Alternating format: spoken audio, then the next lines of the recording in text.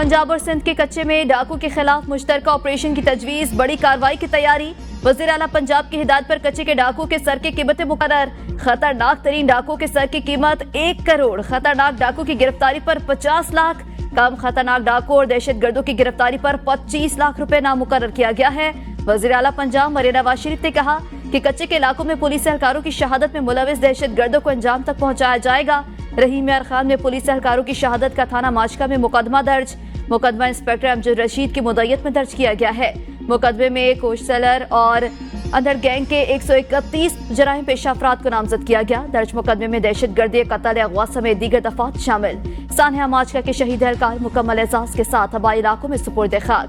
तदफीन के मौके पर पुलिस के चाको चौबंद दस्तों ने शहदा को सलामी पेश की।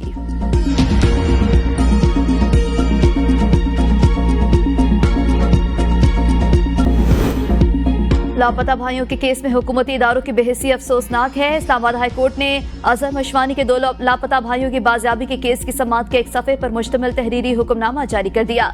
हुक्मनामे में कहा गया है कि 6 जून से लापता अजहर मशवानी के भाइयों का कुछ मालूम नहीं हो सका। एडिशनल अटॉर्नी जनरल ने बताया कि तवक्को है अटॉर्नी जनरल इस मामले पर वजीर आजम से मिलेंगे।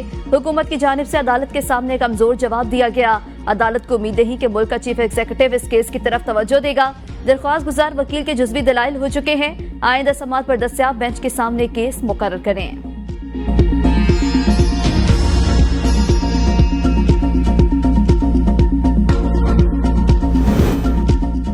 पीटीआई के मीडिया कोऑर्डिनेटर मलिक रिजवान और उनके भाई वापस घर पहुंच गए। पीटीआई के ऑफिशियल एक्स अकाउंट पर मकबूलों की वापसी की तस्दीक कर दी गई।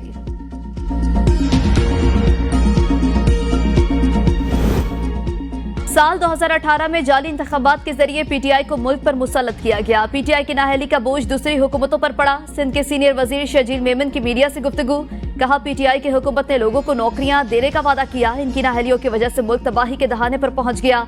निगरान हुकूमत की नाअहली की वजह से ट्रैफिक के मसाइल में इजाफा हुआ। सिंध हुकूमत ने सबसे पहले ईवी बसों का जाल बिछाया। शहरियों को जदीद बसें फराहम कर रहे हैं। कराची में ट्रांसपोर्ट के मसाइल हल कर रहे हैं। वर्ल्ड बैंक बीआरटी मंसूबे में मुआवनत फराहम कर रहा है। ऑरेंज लाइन बीआरटी तकरीबन तैयार हो चुकी है। येलो लाइन बीआरटी पर वर्ल्ड बैंक के साथ मिलकर काम कर रहे हैं।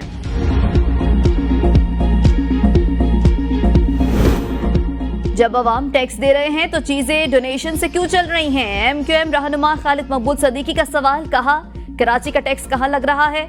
निजाम सबसे बड़ा दुश्मन है। निजाम के मुहाफिज ही बड़े दुश्मन हैं। इस निजाम को बड़ी ताकत से गिराने, तोड़ने और बिखेरने की जरूरत है। तालीम सबसे मजबूत हथियार है। कराची वालों के पास सेहत, तालीम जैसी बुनियादी सहूलतें नहीं। इन हालात में मुल्क नहीं चल पाएगा। इसे ठीक करना होगा।